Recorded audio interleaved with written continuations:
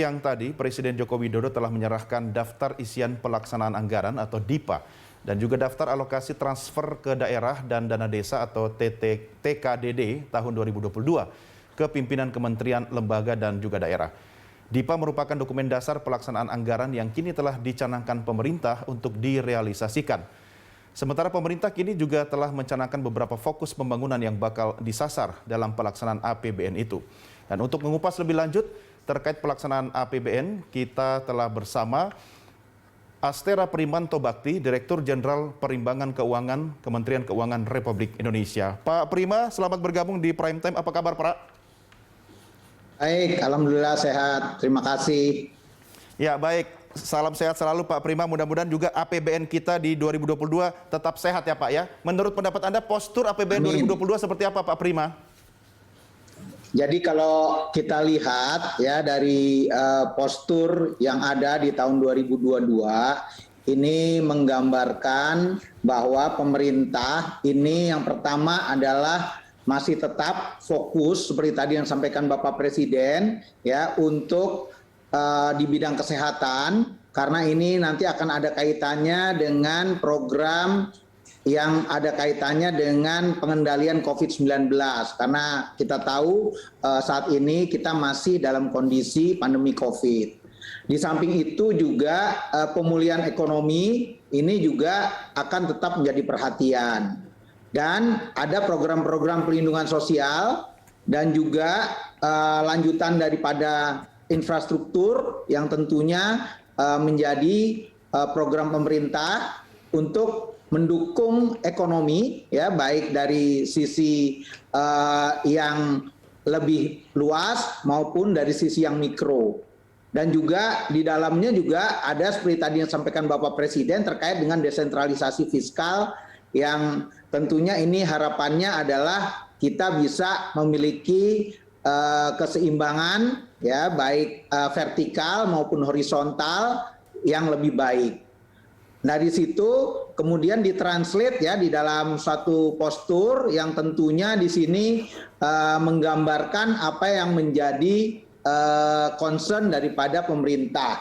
Yaitu kalau kita lihat ya, anggaran kesehatan di sini tetap menjadi fokus, di mana jumlahnya di sini secara total itu ada di angka 255,4 triliun, di mana di dalamnya terdiri dari yang di pemerintah pusat itu sekitar 188,5 triliun dan dari pemerintah daerahnya atau yang ada di TKDD ini sekitar 66,9.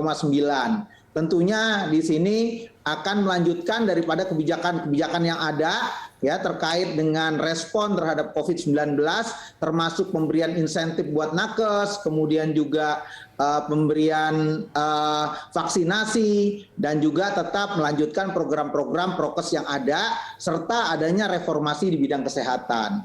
Di sisi lain juga untuk Pelinsos ini juga satu hal yang penting ya untuk mendongkrak perekonomian ya. Jadi anggarannya adalah sekitar 431,3 triliun ya, 5 triliun maaf, di mana yang ada di daerah atau TKDD-nya itu ada sekitar 28,8 triliun, sementara yang anggaran pemerintah pusat ini sekitar 402 triliun.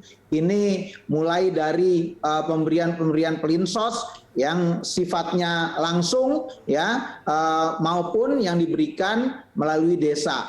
Nah, dari program-program ini diharapkan ekonomi ya ini tetap bisa berjalan baik dan pertumbuhan yang diharapkan oleh pemerintah juga akan membaik. Karena di sisi lain dari sisi penerimaan ya, pemerintah juga telah mentargetkan jumlah penerimaan yang jumlahnya juga ini cukup baik ya kalau kita lihat dari postur yang ada di mana jumlahnya ada di kisaran sekitar 1.500-an sampai 1.600-an triliun ya, untuk penerimaan negara, dan itu merupakan suatu hal yang positif ya kalau kita lihat dari penerimaan pajak PNBP dan juga dari segi yang lain. Demikian. Baik, Pak Dirjen, ini pemerintah kan masih fokus pada upaya untuk COVID-19 ya Pak ya, perang terhadap COVID-19. Tapi bagaimana dengan Anda melihat dari postur APBN kita khususnya untuk perang melawan COVID, tapi juga upaya meningkatkan pertumbuhan ekonomi kita di tahun depan Pak? Sudah signifikankah tergambar di APBN? Seperti tadi yang saya sampaikan, ya, jadi ini ada balance, ya, antara kesehatan, kemudian pelinsos, ya, dan juga anggaran lain yang tentunya ini disalurkan melalui kementerian lembaga yang bisa mendukung program-program yang tujuannya adalah untuk betul-betul bisa mendongkrak ekonomi secara bersamaan. Dan kalau kita lihat tadi, seperti yang kami sampaikan, porsi daripada anggaran yang ada di belanja pusat itu jumlahnya ada di kisaran 1.944 triliun, yang di daerah itu ada sekitar 769,6 triliun, ya, di luar belanja yang lain. Jadi kalau ini kita total, ya, jumlahnya ada sekitar 2.700-an triliun. Oke, Pak Dirjen, DIPA terbesar itu ada di KL mana, Pak? Kalau dari kementerian lembaga yang terbesar ada di Kementerian Pertahanan, ya, jumlahnya ada sekitar 134,7 triliun. Ya, kemudian di bawahnya ada di Polri sekitar 110, kemudian Kementerian PUPR. Oke. Ada di kisaran sekitar 100 triliun. Oke, ini menarik Pak. Kalau tiga besar kementerian tadi kan Kemhan, Polri, sama PUPR ya. Tapi kalau kaitannya dengan upaya perang COVID-19, kalau PUPR mungkin lebih ke infrastruktur ya Pak ya. Bagaimana keterlibatan Kemhan dan juga lembaga Polri untuk mendukung pemerintah dalam upaya perang COVID-19 tahun depan Pak? Baik, jadi seperti juga program yang telah berjalan sekarang, ya. Jadi pemerintah juga melakukan pemberian anggaran-anggaran, ya, termasuk di Kementerian Pertahanan dan Polri, ya. Selain untuk yang anggaran yang biasa dilakukan seperti untuk pengamanan, alutsista dan lain-lain, pemerintah juga mendorong adanya anggaran-anggaran yang terkait dengan penanganan COVID. Jadi di dalamnya juga termasuk nanti akan ada anggaran yang terkait dengan kesehatan, ya, kemudian untuk pengamanan vaksinasi dan lain-lain. Jadi harapannya ini akan menjadi suatu program yang terintegrasi. Ya, jadi kita tidak hanya melihat Kemenhan, Polri ini sebagai institusi yang menangani pengamanan saja, ya, tapi Kemenhan, Polri, ya, termasuk di dalamnya tuh TNI juga ada di dalamnya Kemenhan, ya. Ini juga turut berperan aktif, ya, dalam membantu penanganan COVID di daerah-daerah. Demikian.